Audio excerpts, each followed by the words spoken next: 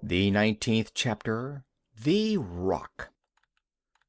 Up they got early next morning out of the silken beds, and they saw that the sun was shining brightly and that the wind was blowing from the south.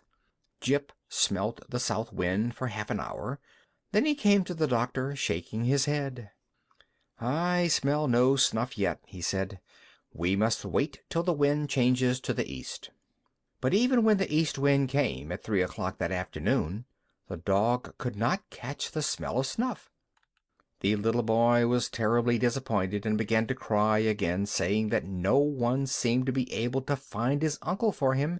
But all Jip said to the doctor was, "Tell him that when the wind changes to the west, I'll find his uncle, even though he be in China, so long as he is still taking black rappee snuff." 3 days they had to wait before the west wind came. This was on a Friday morning, early, just as it was getting light. A fine rainy mist lay on the sea like a thin fog, and the wind was soft and warm and wet. As soon as Jip awoke, he ran upstairs and poked his nose in the air. Then he got most frightfully excited and rushed down again to wake the doctor up. "Doctor!" he cried, "I've got it! Doctor, doctor, wake up! Listen! I've got it! The wind's from the west, and it smells of nothing but snuff. Come upstairs and start the ship, quick!" So the doctor tumbled out of bed and went to the rudder to steer the ship. "Now I'll go up to the front," said Jip, "and you watch my nose. Whichever way I point it, you turn the ship the same way. The man cannot be far off, with the smell as strong as this, and the wind's all lovely and wet. Now watch me." So all that morning Jip stood in the front part of the ship, sniffing the wind and pointing the way for the doctor to steer, while all the animals and the little boy stood round with their eyes wide open, watching the dog in wonder. About lunch-time Jip asked Dab-Dab to tell the doctor that he was getting worried and wanted to speak to him. So Dab-Dab went and fetched the doctor from the other end of the ship, and Jip said to him, "The boy's uncle is starving. We must make the ship go as fast as we can." "How do you know he is starving?" asked the doctor. "Because there is no other smell in the west wind but snuff," said Jip.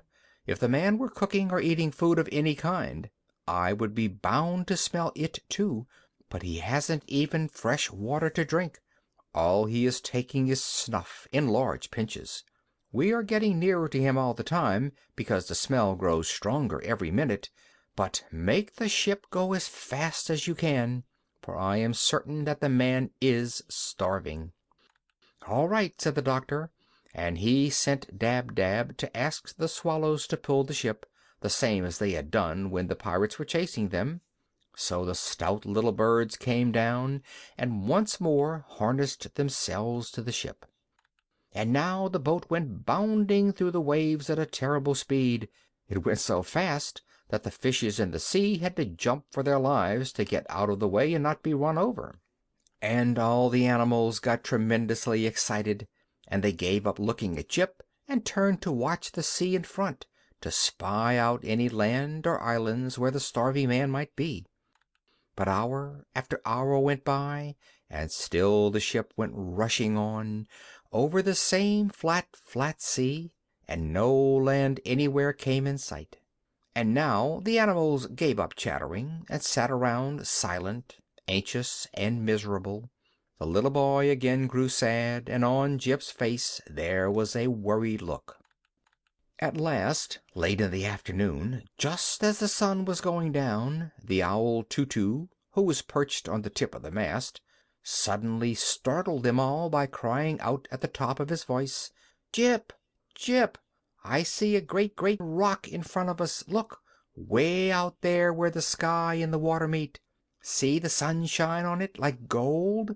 Is the smell coming from there?" And Jip called back, "Yes, that's it. That is where the man is. At last! At last!" And when they got nearer they could see that the rock was very large as a big field. No trees grew on it, no grass, nothing. The great rock was as smooth and as bare as the back of a tortoise. Then the doctor sailed the ship right round the rock, but nowhere on it could a man be seen. All the animals screwed up their eyes and looked as hard as they could, and John Dolittle got a telescope from downstairs. But not one living thing could they spy, not even a gull, nor a starfish, nor a shred of seaweed.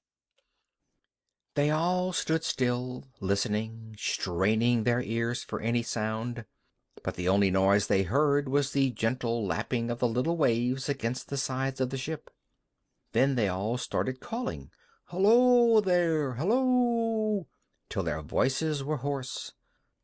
But only the echo came back from the rock, and the little boy burst into tears and said, "I am afraid I shall never see my uncle any more. What shall I tell them when I get home?" But Jip called to the doctor. "He must be there. He must. He must. The smell goes no further. He must be there, I tell you. Sail the ship close to the rock and let me jump out of it." So the doctor brought the ship as close as he could and let down the anchor.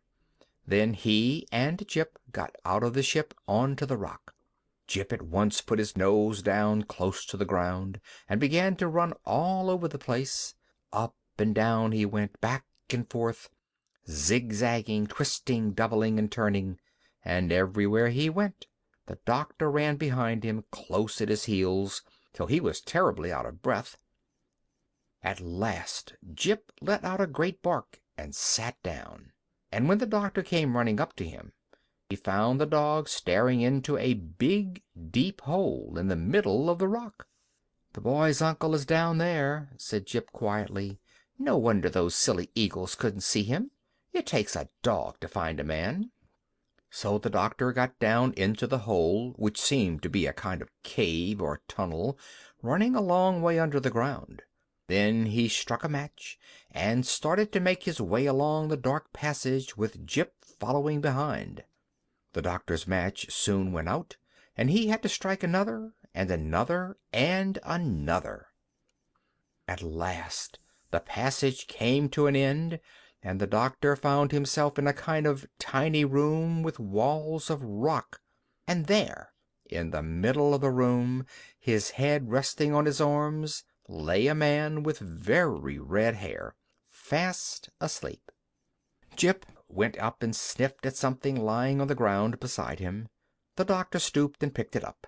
It was an enormous snuff-box, and it was full of black rappee. End of chapter 19.